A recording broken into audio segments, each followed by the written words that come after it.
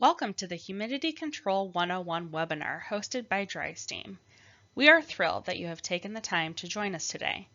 As experts in the field of humidity control, we are excited to share our knowledge and insights with you. Whether you are a seasoned professional or just starting to explore the world of humidification, we guarantee that you will find valuable information in this webinar. In this session, we will cover three important topics: humidity basics, humidity control benefits, and selecting a humidity control solution. Let's get started with some basic information about humidity. Humidity is defined as the amount of water vapor in the air. When discussing indoor air quality, we mostly pay attention to the relative humidity, or RH, which is the actual amount of water vapor in the air as a percentage of the maximum amount of water vapor that the air can hold at a given temperature. Relative humidity can be affected by many things. The air temperature is one of the biggest factors that affect RH. As air temperature increases, the capacity to hold water vapor also increases. For example, air that is 30 degrees Celsius has a larger capacity to carry water vapor than air that is 10 degrees Celsius. Relative humidity in a building is also affected by climate, forced air heating, mechanical cooling, entering outside air, and many other factors.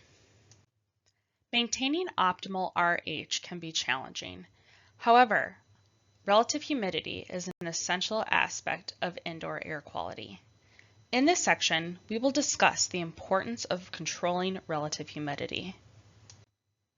The benefits of humidity control fall into three main areas: people, processes, and preservation.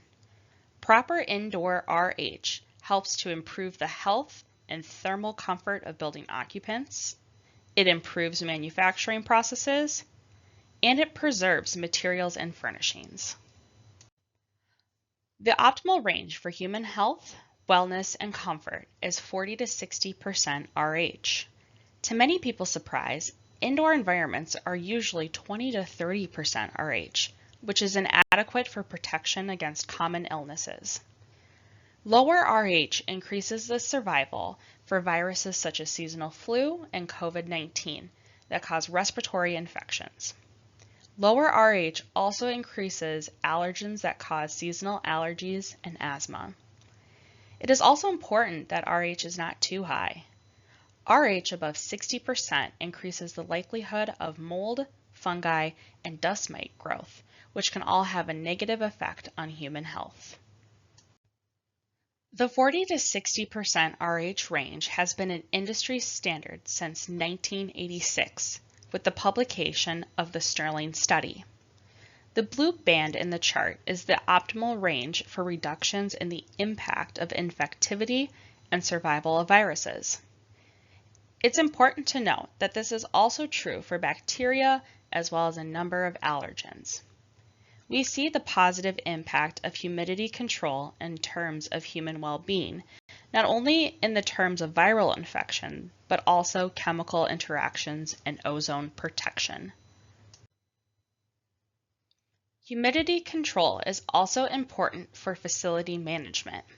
Fluctuations in RH can cause a variety of facility issues.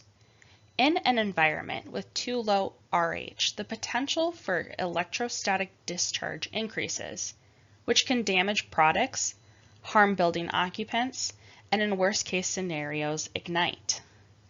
Dust attracted by static electricity may cause problems with manufacturing processes, circuitry, testing, and packaging. RH higher than 70% can be corrosive to electronic and metallic components. In some environments, exceeding 60% RH can increase mold, mildew, and fungus growth, which can deteriorate facility integrity.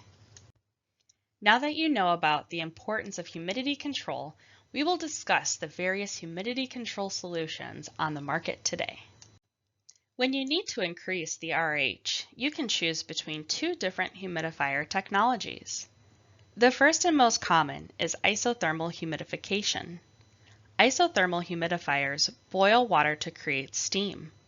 The water vapor from the steam is then dispersed into the air. When steam is absorbed into the air, it has a minimal effect on air temperature. Isothermal humidification can achieve tight RH control, especially when indoor air temperatures are tightly controlled. The second way to humidify is adiabatic humidification, which is gaining acceptance for many types of applications. Water evaporates into the air using heat from the air, which reduces air temperature while increasing the humidity. Adiabatic humidification is often accomplished with ultrafine water droplets sprayed directly into the air through atomizing nozzles. Another adiabatic humidification method is ultrasonic, which fragments water into tiny particles with high-frequency oscillation piezoelectric transducers. When you need to decrease the RH, you can choose between two dehumidifier technologies, desiccant and mechanical. Desiccant dehumidification absorbs moisture from the air by using a wheel embedded with a substance that absorbs water and promotes drying. Mechanical dehumidifiers cool the air to a point where the invisible water vapor it contains begins to condense. Then the condensate is drained. Typically, application requirements determine the technology used. Desiccant dehumidification is more effective in cooler temperatures, whereas mechanical dehumidifiers work best in warmer temperatures. When selecting a humidity control solution, it is suggested that facilities invest in commercial-grade humidity control equipment. High-quality commercial-grade equipment provides the control needed to maintain proper RH levels, not too low and not too high.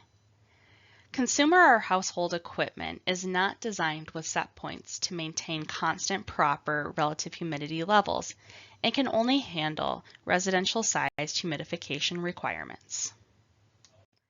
Taking RH readings with a hygrometer in various areas will quickly determine if a facility is optimized. A target of 50% RH is generally recognized as providing positive health benefits. If you see RH levels that are too high or too low, then take these steps. First, if there is already a humidifier or dehumidifier, check to see if it is still operating. If it is still operating, then raise or lower the RH set point as needed. Finally, manage the building envelope for condensation control. Work with your local dry steam sales representative to conduct a site survey and explore options for additional capacity or layout. Dry steam reps are all over the world. Find your local dry steam rep by using our Find a Rep tool at www.drysteam.com. Enter your zip code or city, or search by country to find a humidity control expert near you.